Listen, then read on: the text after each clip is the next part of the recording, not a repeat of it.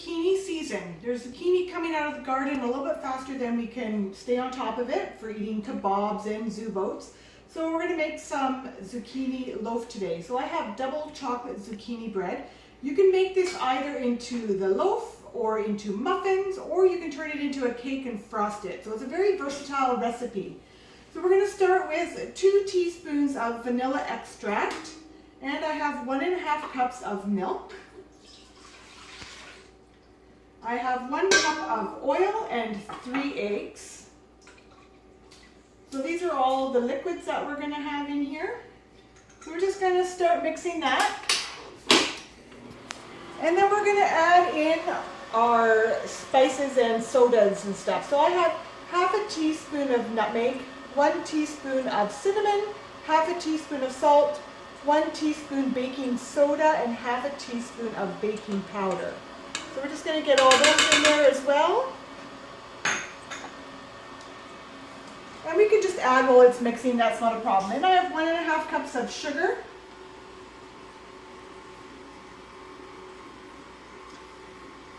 And I have half a cup of cocoa powder. This is just the unsweetened, this is a Dutch cocoa powder.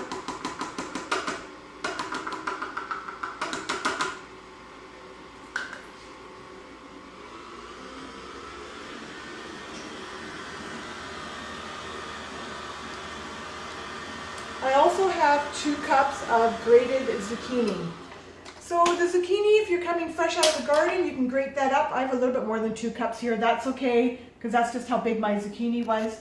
If you have a lot, go ahead, grate it all up and put it in 2-cup packages and freeze it so that you can pull it out throughout the winter and make your muffins in the winter time as well. This freezes just fine. So I've got my zucchini that I'm going to add into here. And at the same time, I'm going to add my 1 cup of chocolate chips.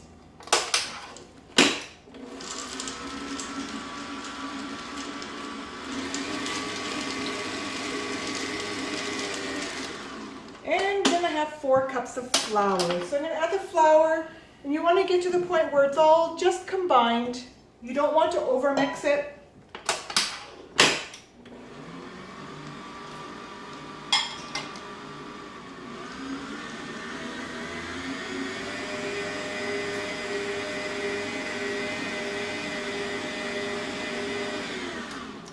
And I know there's some flour on the bottom there, so I'm just going to scrape this a little bit by hand yet to get that mixed in. So I'm actually just going to pull this out and mix that last little bit by hand. So you don't want to overmix, especially if you're doing muffins. Muffins, you never want to overmix your dough. So I'm just going to mix that last little bit by hand before I get them in my loaf pan. So I'll just get all this cleaned up and out of the way before we put that in there. Alright, so I have greased my loaf pans, but I've also put some parchment paper in. I just find it so much easier to be able to get the loaf out after the fact when it's starting to cool down, because sometimes the very bottom tends to want to stick. If you're using muffin tins, make sure you grease up your muffin tins, or if you're doing your round 9-inch cake pans or your like a 9x13 cake, just make sure you grease those before you put this in. So the loaves you'll be able to make 2 loaves or 24 muffins. The loaves you'll have to bake for about an hour. Muffins are usually 20 to 25 minutes.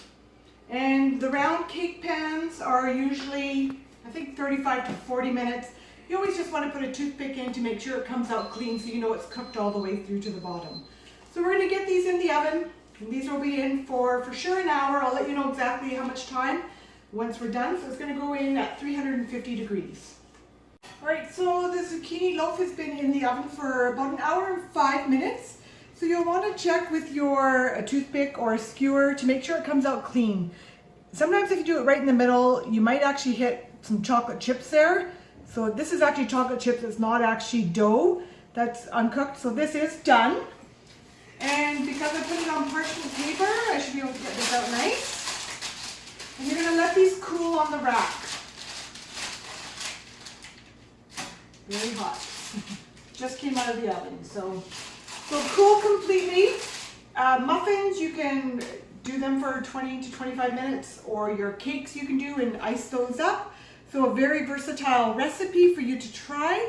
I also freeze this. Freezes really well. I'll often freeze it in just a half because we don't have as many people in the house anymore. So just freezing it in a half, you just take out smaller portions at a time. So give this one a try. If you've got a lot of zucchini coming out of the garden, try the double chocolate zucchini bread.